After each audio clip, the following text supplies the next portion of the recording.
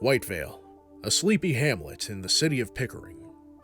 To this day, it feels like another world, far removed from the hustle and bustle of neighboring cities. But like with all small towns, Whitevale's cemetery reveals secrets that townsfolk would rather forget. Here lies a harbinger of disaster who once carried with him an unbreakable curse. The year was 1854. Kids were dancing to the sounds of ballroom and polka, when under the cover of night a mysterious man drifted into town. Those who encountered him described the man as handsome, gifted with a charming smile. He wore a dark stovepipe hat and a matching overcoat and paid for a room at the local hotel, but never gave a name. The next day he was found lifeless on the floor of his room with no apparent cause of death. They buried him in the local graveyard. Little did they know, this nameless man would leave a dark mark on the settlement for well over a century. In the years since, numerous eyewitness reports place a strange man at the scenes of terrible events in Whitevale's history, leading many to jump to the conclusion that the soul of the unknown stranger has returned from beyond the grave. The first sighting was in 1860, the year a newly built public hall mysteriously burned to the ground. In the year 1874, the carriage factory and the cooperage were reduced to ash, followed by the woolen mill, planing mill, and the grist mill in the decades to come. In 1899, the planing mill burned down again, whenever the town seemed to be hit by a destructive force. Locals claimed to see a familiar face nearby.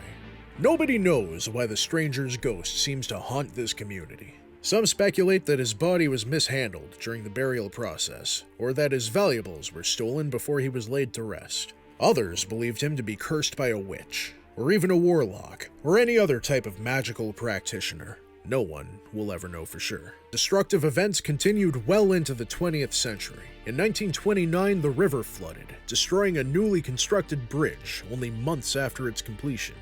Hurricane Hazel struck in 1954, washing the bridge away once more. Both events were paired with eyewitness accounts of a mysterious man looking on or near the bridge as storms began. The rebuilt grist mill burned down once again in 1961. One of the volunteers fighting the fire swore he saw a dark figure wearing a stovepipe hat in one of the upper floor windows. Even as recently as 2011, during the renovation of the Regency Coffee Co. building, a fire broke out, and reports emerged placing the unknown stranger among the chaos. One of these witnesses was a plumber from out of town, a man who we'll call Mike Nichols. The day the coffee shop caught on fire, Mike Nichols was in the building. As he and his co-workers dashed towards the exit, he paused when passing the stairway to the cellar, clouded with smoke. For over a decade, Mike has sworn that he saw a man dressed in a top hat, staring in silence. The plumber called for the man to escape with him, only for him to smile as he disappeared into the smoke. So what's really going on in a little town called Whitevale? Is there any truth to this local legend of a man without a past, buried in the town graveyard? What about the claims of the unknown stranger's ghost lingering in the village? A walking anachronism, an eternal accomplice to both fire and flood. Is the unknown stranger a tragic figure caught between worlds? Or is this another case of urban myth blurring the fine lines of history? Only time will tell.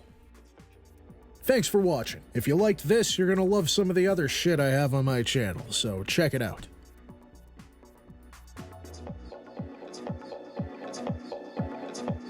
Then how do you explain? It's an urban legend that never happened. It's false.